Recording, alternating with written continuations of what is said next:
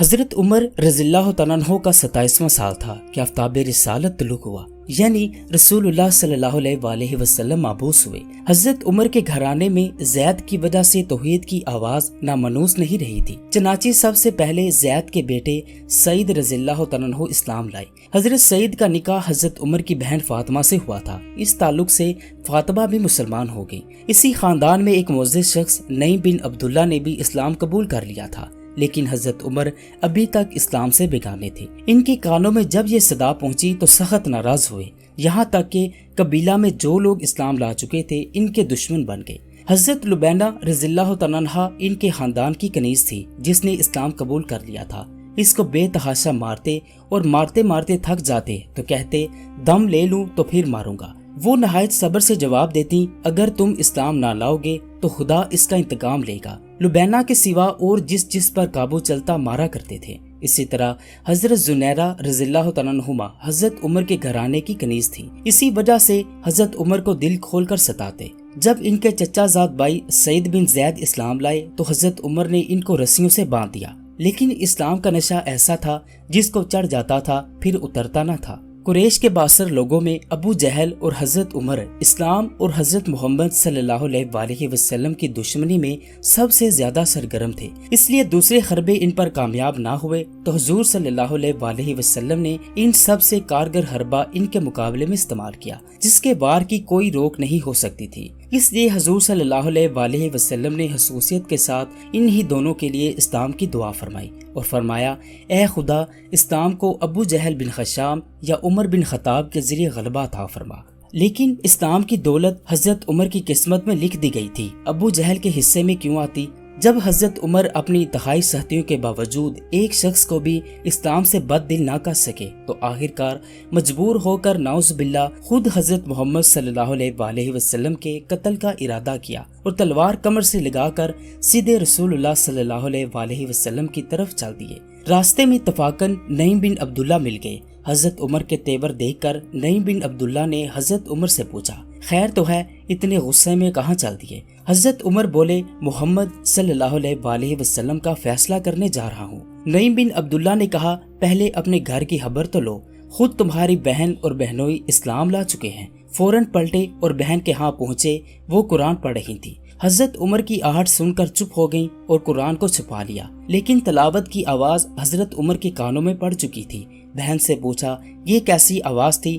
وہ بولی کچھ نہیں۔ حضرت عمر نے کہا میں سن چکا ہوں کہ تم دونوں اسلام قبول کر چکے ہو۔ یہ کہتے ہی بہنوئی کو مارنے لگے۔ جب ان کی بہن بچانے آئیں تو ان کو بھی خوب مارا پیٹا، یہاں تک کہ مار مار کر لہو لہان کر دیا۔ بہن کے سر سے خون بہنے لگا، لیکن وہ بھی حضرت عمر کی بہن تھی۔ اسلام کی محبت پر ان کی مار کو کچھ اثر نہ ہوا اور بولی اے عمر جو آتا ہے کر لے، لیکن اسلام دل سے اب نہیں نکل سکتا، چاہے تو تم ہمیں جان سے مار ڈالو۔ بہن کی یہ بات سن کر عمر کچھ نرم پڑ گئے۔ بہن کے الفاظ نے حضرت عمر کے دل پر گہرا اثر کیا۔ بہن کی طرف محبت کی نگاہ سے دیکھا، ان کے جسم سے خون جاری تھا۔ اسے دیکھ کر اور بھی نرم پڑ گئے اور بہن سے کہنے لگے اچھا تم لوگ جو بھی پڑھ رہے تھے مجھے بھی سناؤ۔ آپ کی بہن نے سب سے پہلے آپ کو وضو کرایا اور قرآن مجید کے اوراق ان کو دیے۔ حضرت عمر نے قرآن کی جس صورت کو دیکھا اس کا ترجمہ ہے زمین اور آسمان میں جو کچھ ہے سب خدا کی تسبیح پڑھتے ہیں، وہ غالب اور حکمت والا ہے۔ قرآن کے ایک ایک لفظ سے ان کا دل پگھلتا جا رہا تھا، یہاں تک کہ جب اس آیت پر پہنچے خدا اور اس کے رسولوں پر ایمان لاؤ تو بے اختیار پکار اٹھے اشہد ان لا الہ الا اللہ و اشہد ان محمد رسول اللہ۔ ان کے دل کی حالت ہی بدل گئی، آنکھوں سے آنسو بہنے لگے، پتھر جیسا سخت دل موم ہو گیا۔ اسی حالت میں اٹھے اور رسول اللہ صلی اللہ علیہ وآلہ وسلم کی طرف چل دیے۔ یہ وہ زمانہ تھا جب رسول اللہ صلی اللہ علیہ وآلہ وسلم ارقم رضی اللہ تعالیٰ عنہ کے مکان پر جو کوہ صفا کے نیچے واقع تھا پناہ گزین تھے۔ حضرت عمر نے آستانہ مبارک پر پہنچ کر دستک دی، ننگی تلوار ہاتھ میں تھی۔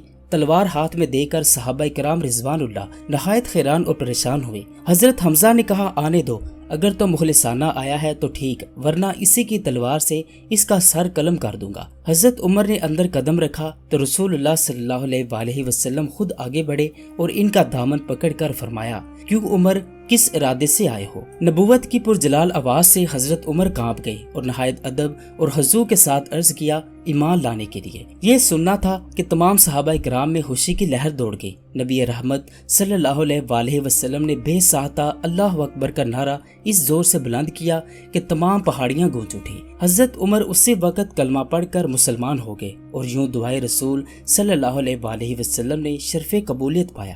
حضرت عمر کے مسلمان ہو جانے سے اسلام کی تاریخ میں ایک نیا دور شروع ہو گیا۔